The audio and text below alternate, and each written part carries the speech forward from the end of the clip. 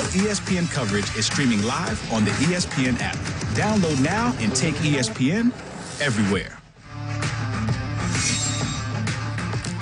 The moment we have all been waiting for, just hours away from kickoff on Thursday night for the 2017 college football season. This is the site in Bloomington, Indiana. The Ohio State Buckeyes getting set for the Indiana Hoosiers. As you can see, fans already milling about. They've been tailgating, exciting for what should be a fantastic game right here. Hoosiers and Buckeyes colliding, and we'll get you set not only for the game, but everything you need to know for the season. College football countdown coming right at you. Before we look ahead, let's look back at Clemson's win. The two best teams have muscled their way to Tampa. A fitting climax for this football season. Hurts throws downfield. O.J. Howard is wide open. And once again, the tight end with a huge play. Watson will take a shotgun snap, and he'll give it away. Coleman drives in the end zone. Touchdown. Clemson is on top. Their first lead. Hurts now just barrels forward, still running, in the clear, and scores! A legend is born here tonight in Jalen Hurts. This could be the final play of the college season. Watson, touchdown! Hunter Renfro. Clemson Tigers, new kings of college football.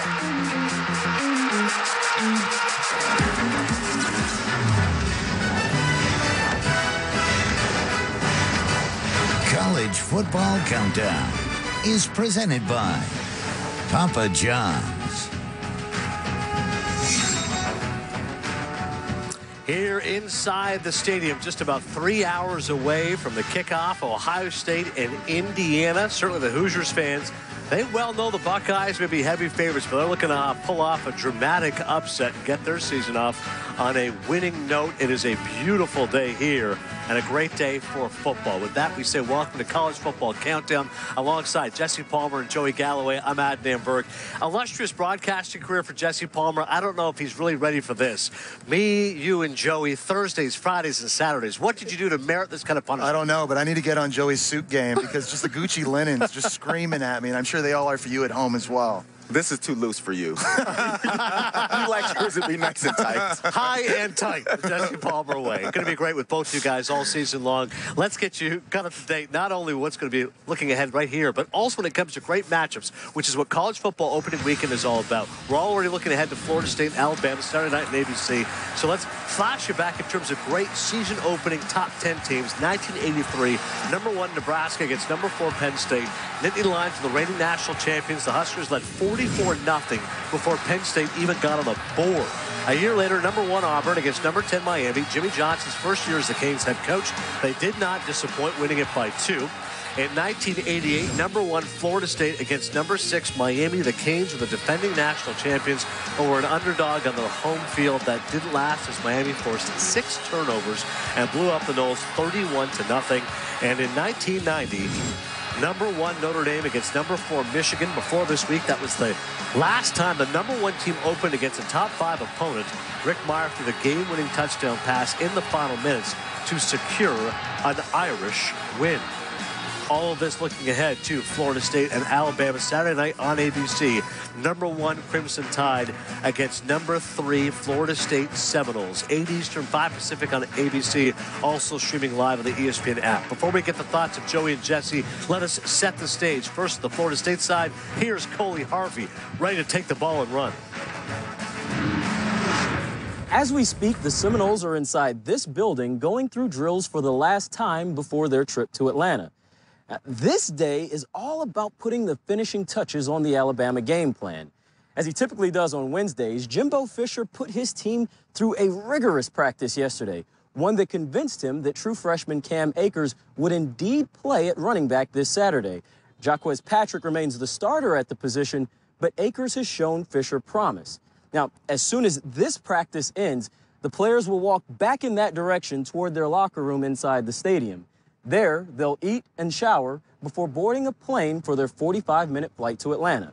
Now, for more on Alabama, let's shoot it over to Marty Smith. Thank you, Coley. Following Alabama's 35-31 loss to Clemson last January in the College Football National Championship game, the Tide boarded the team bus and headed back to their hotel in Miami. Running back Bo Scarborough called it the worst bus ride of my life. He'd been a key contributor to Alabama's run through the playoff and, in fact, had accrued 93 yards and 2 touchdowns in the national championship game before being dragged down from behind, breaking his right fibula. Season over. When the Tide got back to the hotel, Scarborough went to his room, turned off all the lights and the television, and sat there for 2 hours in the dark, making a vow to himself. I will not be outworked by anyone this offseason. Well, now he's back and joins Damian Harris, Najee Davis, and the other backs here at Alabama, ready to contribute once more. That will begin Saturday night against Florida State. Guys. The Marty Party, always a good time. Thanks to you and Coley for setting up the stage. Bama and Florida State, dangerous position for the rest of college football. Alabama's #1, yet they didn't win the national championship, so they got a chip on their shoulders. Are they the favorite or the overwhelming favorite this year? They're the favorite. And last time we saw Alabama lose a national championship that next season, they had an attitude I had not seen in an entire football team coming back. They were all business. In this game, DeAndre Francois is a young quarterback from Florida State that doesn't get enough credit for what he's able to accomplish last season. Just getting off of the ground, the amount of times that he got hit, got sacked 34 times. In comparison, Jalen Hurts got sacked 19 times. They have to keep Francois on his feet. They're replacing a couple offensive linemen at Florida State. They weren't very good last season. They're going against an Alabama team, and it is not the team you want to open up with when you're trying to gel as an offensive line to protect your young quarterback. A lot of question marks, though. I think people are wondering what this Alabama offense is going to look like with new offensive coordinator Brian Dable. Spent 17 years in the NFL, and he said this is not going to be a ball control offense. They're going to go up tempo, they're going to be balanced, and they're going to be aggressive. I do think we are going to see some fundamental changes schematically. I think you're going to see less of the finesse outside zone run plays and more downhill attitude type runs in between the tackles, pulling linemen to take advantage of Bo Scarborough and Damian Harris at running back. I think in the pass game, you're going to see more from the pocket, more play action, more shots deep down the field. They protected Jalen Hurts last year on the perimeter with nakeds and bootlegs, a lot of short throws. I think Jalen Hurts takes the next step. He becomes a much better passer under Dable. But you think back to Nick Saban, for years now, he's hit home runs when it's come to offensive coordinators. Going back to Jimbo Fisher at LSU, and then at Alabama, Jim McElwain, Doug Nussmeier, Lane Kiffin. He won 4 national championships with those guys, all of them. Can he do it again with Brian Dable? What do you do if he becomes a better passer with Jalen Hurts? Right, I mean, we talk Heisman. Now, yeah. If what you're saying happens, then Jalen Hurts has to be the favorite because he is as good a runner as any running back in the entire country. If you say he can pass it, Jesse? Well, good news for Florida State at least. Their defense is serious. And this is one of the best pass rushing defenses in college football with an excellent secondary that's getting Derwin James back at safety. So this isn't going to be easy sledding for Jalen Hurts by any stretch. Cannot wait. #1 versus #3 Saturday night on ABC. Looking forward to that. Speaking of other big games, no one does it like college football. Opening weekend, hit the ground running, and that includes #11 Michigan and #17 Florida. 3:30 Eastern.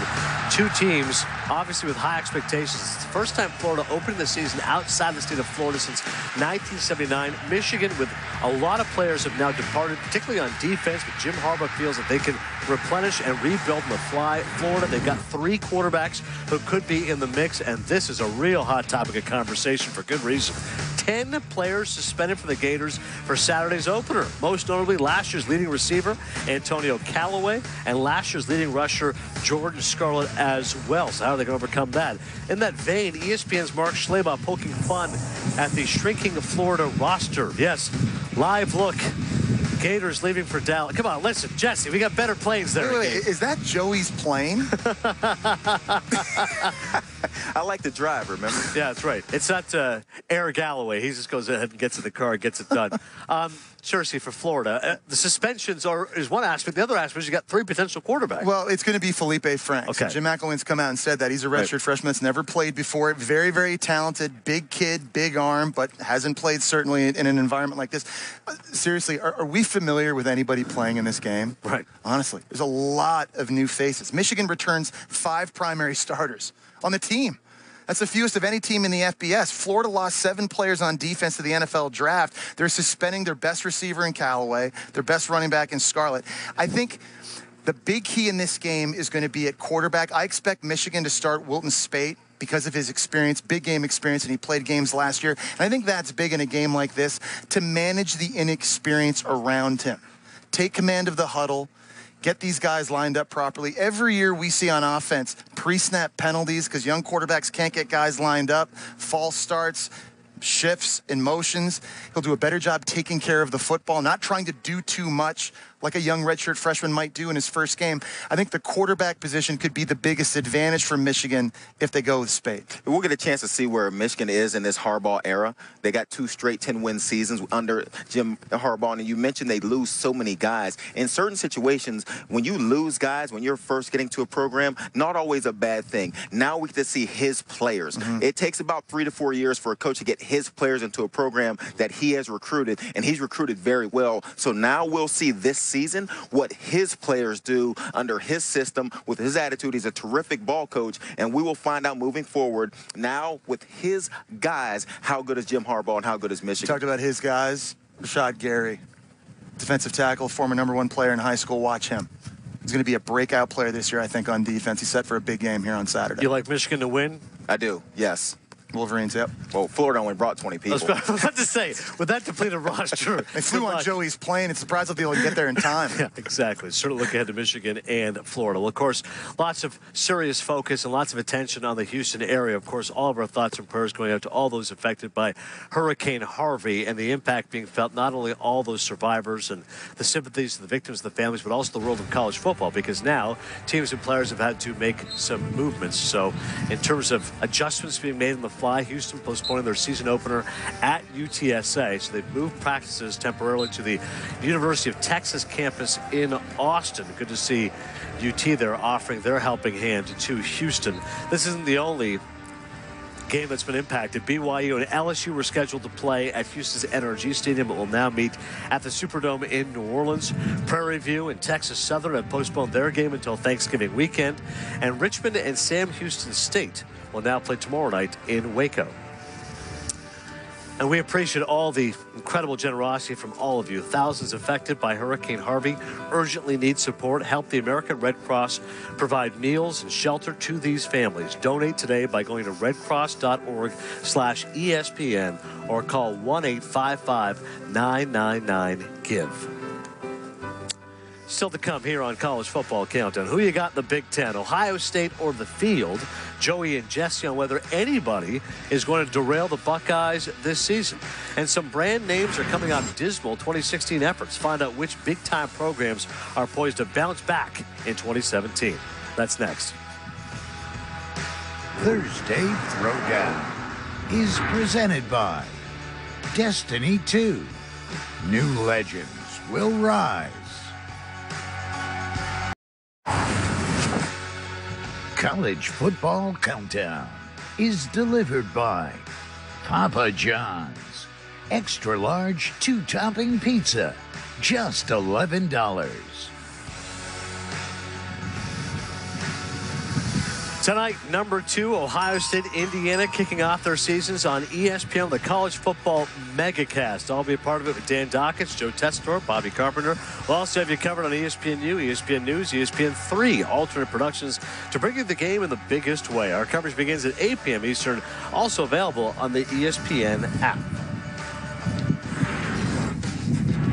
College Game Day will be coming up momentarily. It's great to see the entire crew is here, including Coach Lee Corso. That's right, Coach Corso, some vintage video here at IU back in the day. Urban Meyer here on the big game.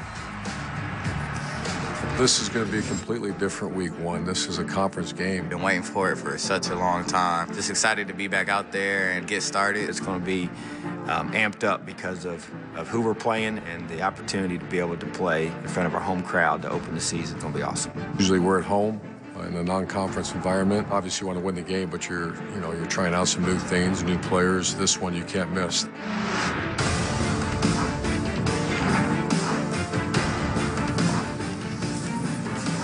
Looking forward to Ohio State kicking it off. So this is the question right now. You look at the Big Ten landscape right now, most consecutive wins in a season opener. The Buckeyes have never had any hiccups here. 17 straight season openers, second longest active streak in the FBS. Urban Meyer has been the head coach for the last 5 of those wins, 15-0 in season openers as an FBS head coach. And you look at the conference overall, Ohio State the heavy favorite right now. So How daring are you, Joey Galloway? Ohio State or the field in the Big Ten? Who do you like? I'll take Ohio State. They're the most talented team in the Big Ten. But honestly, if I'm Penn State, I have an attitude right now. No doubt. The way they finished the season, they won the Big Ten. They went to the Rose Bowl. They got in a shootout with that team, USC, that everyone loves this season. So if I'm Trace McSorley, Saquon Barkley, I'd have an attitude coming in. But I'm still going with this Ohio State team. Penn State travels to Ohio State to play this season. And with that being said, I don't think they can go to Columbus and beat the Buckeyes. The Buckeyes win the Big Ten. I like Ohio State, too. I just think the stars are aligning for a special season in Columbus. They returned 15 starters from a team that was one game away last year for playing for a national championship. I think it's big having J.T. Barrett at quarterback, a fifth-year senior. But I give Urban Meyer a lot of credit because over his career at Ohio State, he's willing to fix problems and be proactive. If they're having issues on offense or defense, he doesn't give the coaching staff a couple years to figure that out. When they're having problems, they deal with it right now. I think back to 2013. Remember Ohio State's defense was really struggling late in the year. They got beat by Clemson in the Orange Bowl, gave up a bunch of points. He ended up hiring Chris Ashes as a defensive coordinator. The very next year, they won a national championship, fixed the problem. Last couple of years, especially last season, offense, not explosive, not efficient throwing the football. You bring in former Indiana head coach Kevin Wilson as the offensive coordinator. Could it be the same result this year? Yes, they were a game away a year ago, guys, but this is a motivated team because they didn't play in the Big Ten championship game last year. Penn State did, the team they lost to. They got beat 31-0 by Clemson in a semifinal. That's the first shutout loss by Urban Meyer in his 15-year head coaching career. The coaching staff, the team, the fans, everybody at Ohio State is riled up. Be interesting to see what happens here on this field tonight. We mentioned the sense of motivation for Alabama Detroit that permeates Ohio State and all those faithful as well. Let's look at the schedule specifically for the Buckeyes and what challenges they could have. Joey, you mentioned, of course, the big games late down the stretch for Ohio State, but you know, when you think about the teams that they'll be facing, I mean, obviously we're used to focusing on the game against Michigan. We're focusing on Michigan State, although the Spartans were not very good a season ago. Schedule-wise, how's it look for Ohio State? Well, the Oklahoma game will be the first test. Yep. And tonight, when you say, you know, expect big things tonight, you hope that this team is focused on this game. Oklahoma is coming next. And then later on, Penn State, of course. And Ohio State have a chip on their shoulder about what Penn State did last season because you mentioned it. Ohio State did not win the Big Ten. Then, of course, they travel to Michigan. And that's always a big game. And Jim Harbaugh is yet to beat Ohio State. They'll be fired up. Yeah, Penn State's dangerous because of Trace McSorley and Saquon Barkley. That might be the best Penn State offense they've had in school history. Pretty impressive, but the game is in Ohio State. And it's a team that Ohio State just lost to a year ago. That's a quote-unquote revenge game. You know, the game I think people might be overlooking a little bit is the Michigan game. And we talked a little bit earlier, all the new faces at Michigan with inexperience, they won't be inexperienced come week 14 or whatever that is late in the year. Now, it's on the road in Ann Arbor for Ohio State. Having said that, the Buckeyes have won 12 of the last 13 against the Wolverines. It's been a very, very one-sided rivalry. You mentioned it. It's got to be week at a time. You can't overlook Indiana tonight because of what's coming up with Oklahoma at home next week.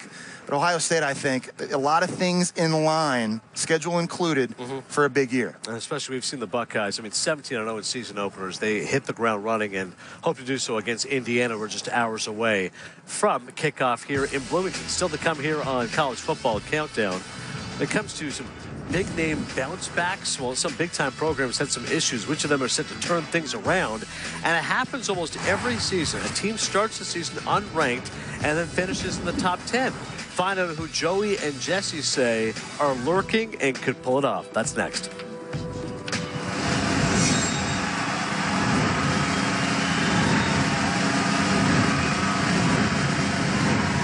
Well, grab you if you picked the wrong. College Game Day, built by the Home Depot, live from Atlanta, Saturday, 9 a.m. on ESPN. Welcome back to College Football Countdown, presented by Papa John's. Aerial coverage provided by Goodyear, watching over the hard work and determination of blimp-worthy athletes for over 60 years. Goodyear, official sponsor of the College Football Playoff. With Jesse Palmer, Joey Galloway, I'm Adnan Burke. We continue. A number of big-name programs had down years in 2016, perhaps none bigger than the Irish. Notre Dame went 4-8, their worst record since 2007. They opened against Temple on Saturday. Out west, Oregon started 2-0 last season, won just 2 of their final 10 games. Head coach Mark Helfrich was fired. Willie Taggart was brought in from South Florida and has excelled on the recruiting trail. Down the coast, UCLA went 4-8 last season as quarterback Josh Rosen struggled with injuries. The Bruins went 3-3 with Rosen in the lineup, but just 1-5 in games without their highly touted quarterback. And finally, Michigan State finished 3-9 last season's fewest wins in a year since 1991. The Spartans open up Saturday against Bowling Green. These are big names here: Notre Dame, Oregon, UCLA, Michigan State. And so you got to think at least 1 or 2 of these teams will bounce back. Of all these teams, Joey, who do you think bounces back best? I think it's going to be tough for all 4 of these teams. When you win 4 games, you have some issues and an uphill climb. But I know Michigan State went 1-8 in conference last year. That's crazy. They will not go 1-8 again. Yeah. They will be better in the Big Ten. I do not think they can win the East. It is way too tough for them to climb that hurdle. But they will be much better than 1-8 in the Big Ten. I want to look at the Oregon Ducks, who finished 4-8 and 2-7 in conference play. I'm a believer in Willie Taggart. I think he brings energy and a passion. He's going to re-energize that program. I think young players are going to buy into him. I really like their young quarterback, Justin Herbert. He's only a true sophomore, started 7 games a year ago. He's got a lot of upside. Royce Freeman came back for a 4th year at running back. He'll run hard. An offensive line that started 4 freshmen a year ago will play better. They get Tyrell Crosby back at left tackle from injury. They gave up 41 points a game last year. That's what I was going to say. Is Willie going to tackle someone? Well, Jim Levitt's in now, a new defensive coordinator, comes over from Colorado. He did a great job. And Scott Pagano, the transfer D tackle from Clemson, he might not play week 1 because of an injury, but when he's on the field, they're immediately better. And I like that they play Nebraska and Washington State, who they've lost 2 games in a row to, by the way, the Cougars. They get those games at home early to kind of get that confidence going. Just keep your eye on Oregon. I wanted to say Oregon, but that defense, my gosh. It's awful. It can't get worse. Big 12. Can't. Only one way to go. Big 12. Big 12-esque defense for Oregon. That is the most damning label Joey Galloway can give anything. Jesse, what about Notre Dame? Bounce back? Better. Yeah, 4-8 team from a year ago, 7 losses by 1 possession or less. There are a lot of question marks because Brian Kelly went out and hired 3 new offensive coordinators. An offensive coordinator, a new defensive coordinator, a special teams coordinator. You got a new quarterback in Brandon Winbush, and just major question marks last year with a lack of pass rush on defense. I love the talent Notre Dame has. The schedule is brutal. Awful. So many brutal. Tough games on I wanted schedule. to go Notre Dame until I started looking at their schedule, and I was like, nope, not that one. But they have Georgia early, I believe. They got Georgia at home early. And so we'll get a good feel for where they are in that game. That's another team with a young quarterback in Jacob Eason that, he needs to grow with Nick Chubb in the backfield, Tony Michael. So we'll see where Notre Dame is, but when you go down the schedule, it is so it's like tough Stanford, to USC, think. USC on it. NC State. It's tough to say that North Carolina, Notre Dame will be that Miami, kind of team. Navy, who they lost to last year. It goes on and on and on. You're a big-name school. All the big boys. We did not make Notre Dame feel any better whatsoever. Okay, they can rolling use out the motivation name. now to prove they can be better. Those are some major teams, obviously, that need to bounce back. As far as preseason unranked teams, this is the other side of the equation. Sometimes you don't have big-name schools who disappoint. Well, how about the ones that no one's talked about? 5 straight, and 23 of the last 24 years, at least one team ranked in the top 10 of the final AP poll was unranked in the preseason. Here's a look at the 6 teams to do it since 2014. All 6 of those teams reached a New Year's 6 bowl game that season. So, Jesse, which is a team that unlikely to finish in the top 10? So we're saying unlikely to finish in the top 10? That's starting in the top 10? Or unranked that's going to finish in the top 10? Okay, I'm going to go in the ACC, NC State. Yep. 22 seniors on this team. Lots of experience, lots of leadership. The offense under offensive coordinator Elijah Drinkwitz, it's his 2nd year there. They're going to be a little bit further along. There's a familiarity now between him and his players and what plays to call. Ryan Finley at quarterback, the Boise State transfer, I think takes the next step as well, and this offensive line will play well. I love NC State, though, because of the defense, especially the defensive line. They've got 4 seniors up front that I think are all going to play on Sundays, led by Brandon Chubb on the outside. I'm going to make a bold prediction right now. NC State is going to clip either Florida State or Clemson this year. They're going to get one of them. Last year, they lost to both by 7 points or less. Watch out for NC State. They can make a run. Wolfpack potentially. Who do you like? I like that. I'm going for Houston. I think Tom Herman left a pretty good football team in Houston. Kyle Allen comes in as the quarterback. You got Ed Oliver, defensive tackle, maybe the best defensive tackle in the entire country. Top 5. November 4th against USF will be the biggest game on Houston's schedule. If they can slow down Quentin Flowers, that'll be a marquee game. That'll be a chance for this Houston team to make their mark. 8 returners on offense, 7 returners on the defensive side. Major Applewhite is their new coach. They're a talented Houston football team that can get on a roll, and if they do that, knock off USF, they get into the top 10. I got Kyle Allen, a quarterback, a Texas A&M transfer who once was the #1 quarterback coming out of high school. Our researcher Jason Sterrett, big on Houston as well.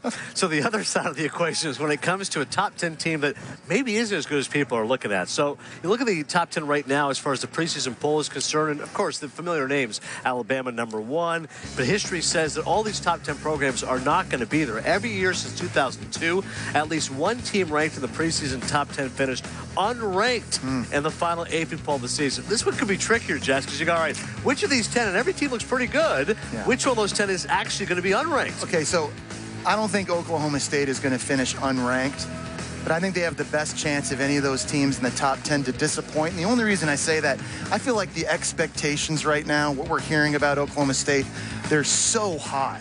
We're hearing Big 12 champion, dark horse playoff team, best team they've had since 2011 with, remember, Brandon Whedon and Justin Blackman. I'm not worried about the Pokes offense. They're going to score points. My concern is on defense. There's a lot of losses, especially in the middle of that defense. They lost 2 defensive tackles, including Vincent Taylor, who's probably their best defensive player, 2 linebackers, their leading tackler the last 3 years at safety. It's hard in the Big 12 to have to win shootout week after week after week where your offense has to bring their A game to the park. And let's not forget about the elephant in the room. You got to beat Oklahoma. Right. They've only beaten the Sooners twice since 2003. They get them at home this year. I'm a fan of Oklahoma State. I'm excited to see what's going to happen. I think they have the best chance to disappoint of those top 10 teams because of the expectations. And you mentioned they have to beat Oklahoma, and they do that at home. You mentioned it's at Oklahoma State. They beat Oklahoma this year. I'm going Oklahoma. And we talked about the parity in the Big 12. Because there's no great team there that you hang your hat on, you start to look around and you say, well, Oklahoma State or Oklahoma could be out. You took Oklahoma State. I'm taking Oklahoma. They go on the road to Oklahoma State. They go on the road to Ohio State, another big game. And I do believe they'd go on the road to Baylor. And you want patience out of these Baylor fan base. Baylor's going to be a pretty good football team, and Baylor knocks off Oklahoma also. Oklahoma's a team for me that'll be outside. No Bob Stoops. First time in 20 years. We'll see what Lincoln Riley can do. He's the offensive coordinator and now the head coach. That'll be interesting. Any thought on Washington, Jesse? Could be the surprise team a season ago. Do they take a dip, or do you like? No. I like Washington because of the offensive firepower, and they lost a lot of guys on defense. I think they're still going to have a very good pass rush up front. Big question mark there probably in the secondary. They lost 3 guys all in the second round. It was crazy. Now, we saw that changing the guard in the Pac-12 as Washington and Washington State both look really good just a season ago. Of course, we're getting set here in Bloomington for Ohio State taking on Indiana. You see more of the fans just flocking in here. Cannot wait to see this game from the Buckeyes. Just a little matriculation. Good use of matriculation. We've got candy stripes are here in attendance. I see some signs probably could be making their way on College game day, so it's good to see. The buzz is building here in Bloomington, just about 2.5 hours away from the first college football game of this Thursday season. Coming up next, we're looking at conference supremacy. You know, we looked at these teams, which could be disappointing. Well, how about which is the best conference in all of college football? Take a closer at that when we come back. Will the SEC reestablish dominance? Perhaps could be the biggest question there. And also, do not forget, when it comes to great games, we got you covered. Special Sunday night primetime matchup. Sunday night on ABC. Number 22 West Virginia facing number 21 Virginia Tech. Coverage kicks off 7:30 p.m. Eastern, 4:30 Pacific. Also streaming live on the ESPN app. Come on back. I think we've established ourselves as, I think, the premier conference in college football. This is the best league from a competitive venue standpoint. The Big Ten, and specifically the Big Ten East, may be the best conference in all of college football right now. Pac-12 is really good. I think it's better than it's ever been. I'm excited about being part of the Big 12, and I think the Big 12 is a great league. The ACC, the best conference in college football. That's not even debatable anymore. The Southeastern Conference remains the premier conference. I think the Big Ten East right now is every bit as strong as I can remember. I think this is a heck of a conference. The West right now is the best league in college football. There's one conference that had a winning record versus Power 5 teams, the ACC.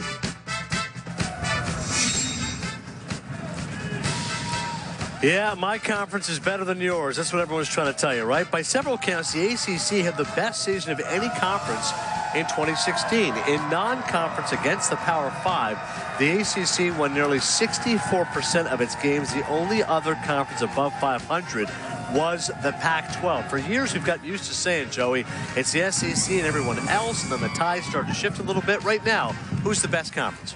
I think it comes down to the ACC and the Big Ten. And each conference has a very strong side. If you look at the Big Ten East with Michigan, Ohio State, and Penn State, and then you go ACC and the Atlantic, you got Clemson, Florida State, Louisville on that side. So then you got to go to the other side, and it's the West for the Big Ten, and Wisconsin will be a top 15 team, Nebraska, Minnesota, and then the Coastal for the ACC in Miami, Virginia Tech, Pitt, North Carolina. I like the Big Ten, but that can change as we move forward. That is a situation we'll talk about all the time. Right now, I lean Big Ten. Over the last 10 years, the SEC's been the best conference in college football, but to me, college football is a what have you done for me lately sport. And I'm looking at the Big Ten, and last year they finished with 4 teams in the top 10. Michigan, Ohio State, Penn State, Wisconsin, all played in New Year's Six bowl games and or a college football playoff game. I love the parity in the Big Ten West with 5 teams this year that could win.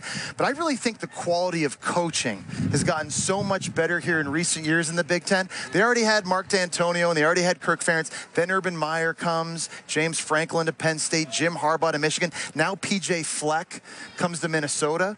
What about Jeff Brom? Leaving Western Kentucky, very good coach. He's now taken over at Purdue.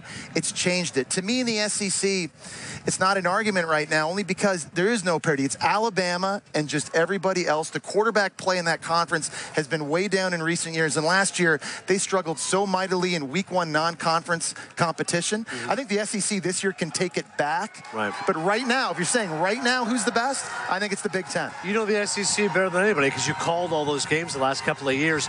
Those fans of that conference will point out, look at the defense alone. Look at the front 7. Look at the speed, the size, and the skill of our players. Is that enough to overwhelm the quarterback deficiency? But I would even argue defense in a conference that's known for defense hasn't been up to par, certainly last year. You look at defenses like Tennessee, Arkansas, Mississippi State, Ole Miss, Texas A&M. They were not good on defense. We all have this image in our mind. We pump out NFL players every year on that side of the football. Yep. Everybody's Alabama and LSU or Florida. No, they're not. No, they're not. They have a chance to get better on that side this year. This will be the best quarterback year the SEC has had since I think it was 2013 when they had Johnny Manziel, A.J. McCarron, Aaron Murray, Connor Shaw, Zach Mettenberger, and that's going to give the SEC, I think, a chance to win a lot of these non-conference games and come back into this. A couple of years ago, remember, we were talking about the fact Dak Prescott was the best quarterback in that conference, Mississippi State, and they were not expected to be a contender. That's what it's come to. Yeah, no, and it's been the defense falling off, which has hurt the SEC. It's the Alabama defense, and then there was not another defense that scared you along the line. Florida dealt with a lot of injuries, so you watch their defense at the end of the season. Florida State lit them up. So the defensive side, we've always turned to the SEC and said, watch these defenses fly around, and that's why they win football games. But now there's not another defense there. I like the LSU defense. I think Dave Aranda's a terrific defensive coordinator. They'll be good. But beyond that, there's not another defense I look at in the SEC outside of Alabama and LSU that I'm afraid of. We'll see who can be the best conference this year in college football. Maybe changing the guard. Maybe the SEC snatches it back. This is the scene right now. There we go. There we go. Now they're coming. The fans have come now, Joseph. They cannot wait just about a little over 2 hours until Ohio State, Indiana. Aerial coverage provided by Goodyear. Watching over the hard work and determination of Blimp-worthy athletes for over 60 years. Goodyear, official sponsor of the college football playoff. College game day coming up 20 minutes from now. These guys' playoff predictions next.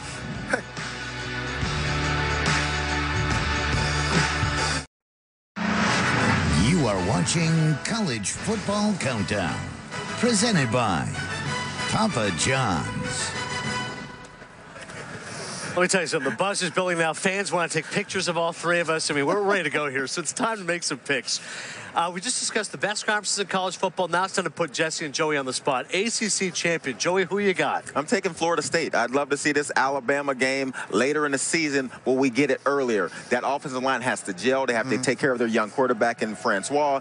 But Florida State is a team for me that comes out of the ACC. I like Florida State as well, and I like them because of their defense. I think their defense is going to give them an opportunity for the first half of the year, well, I think that offensive line tries to solidify itself. Remember, there's a lot of inexperience at Florida State offensively at wide receiver and at running back as well.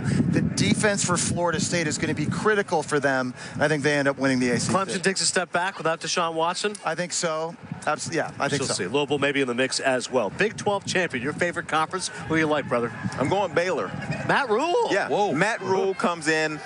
Now, look, I make fun of Big 12 defense as much as anybody in the country. Matt Rule comes in and makes Baylor a much better defensive football team. Visited Baylor in the spring. He has that team flying around. Called them in the Cactus Bowl. When everyone thought they were ready to mail it in, they go out and they kick the crap out of Boise State. I think they're going to continue to build on that momentum. I'll take Baylor out of the Big 12. Oh, Anu Solomon, the transfer quarterback from Arizona, slinging the pill around in Baylor. All right. I'm going to go with Oklahoma. It's a story we've seen before. I think defensively, the Sooners are going to be better, especially in the beginning of the year. Mike Stoops, the defensive coordinator, is changing up the alignment a little bit, try and generate more of a pass rush. I think they'll be able to do that and create more turnovers.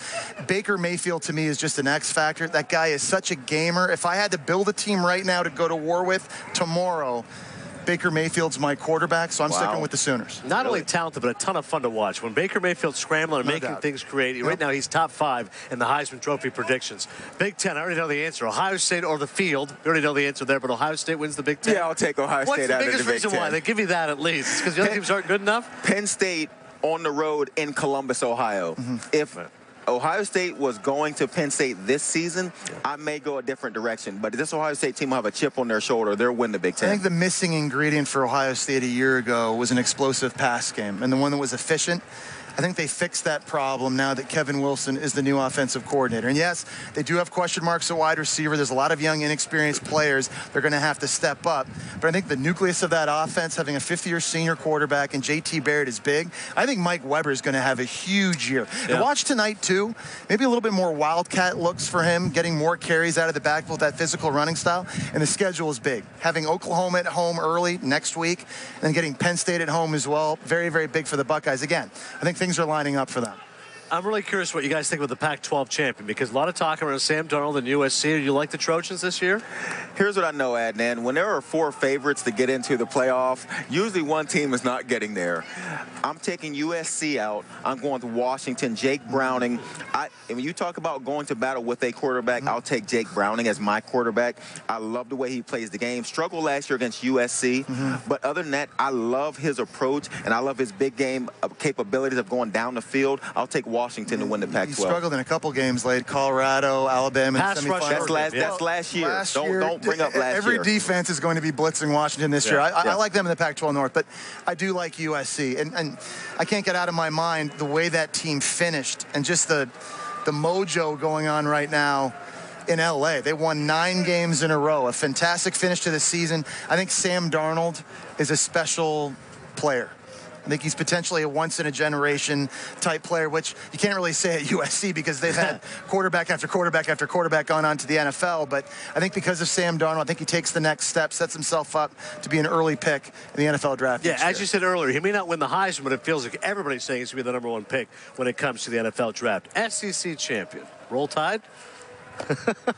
All right, Auburn could contend, and LSU could make things interesting. I think LSU will be the second best team in the SEC. I just don't know that they can get past Alabama. I like Auburn to be a better football team, but again, who is crazy enough to pick against Alabama right now? And again, it's Alabama, and then it's seemingly everybody else right now. And we talk about this being one of the few programs in the country that can just simply reload. And the defense for the Crimson Tide lost 7 draft picks in the first 4 rounds. But again, they've got first-rounders on that defense, young freshmen. We don't even know their names yet, and they're going to emerge. Are you comfortable going with the 4 favorites to get in? You feel good? You feel good about that? Solid in your 4 picks? Who are our 4 favorites right now? The favorites are Alabama, Oklahoma, USC, Ohio State. You feel good about that? Is that a natural segue to what you want to talk about? Joey just said playoff bracket, Joey. Who do you got making the playoff? Is that what you're trying to tell me? Who do you got? Yeah, I knew where Jesse was headed there. I am going with Washington getting in. Okay. Ohio State will get in. Alabama will get in. And as my 4th team, I'll take Florida State. I've got Alabama finishing 1, Ohio State finishing 2, USC 3, and Florida State 4, which sets up a rematch in the semifinal between Bama and Florida State, which could be very interesting because it'll be a much different game than the first time they play. We talked about all that inexperience, especially on both offenses, some of the skill spots. Yeah. Because there'll be more experience come that time in December. It scares me when everyone has the same teams. It makes me nervous. Somebody's not getting there. Both of you guys think Alabama's going to beat Florida State, and yet both those teams are going to be in the playoffs. So you think it's going to be a very good game this I think it'll be competitive. And then Florida State runs the table after that, and it'll be fine. All right, we shall see. The fearless predictions of Jesse Palmer and Joey Gallo. We are getting set for what should be a wonderful night here. Kirk Herbstreit's ready to go. You know, Herbie and the rest of the College Game Day gang coming up just under 10 minutes from now. They will get you set for Ohio State, Indiana. As you see, the Hoosiers are walking in as well. The home faithful hoping for a big upset.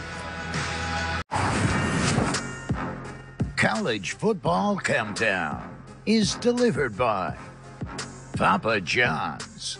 Extra large 2-topping pizza, just $11. And in part by KFC.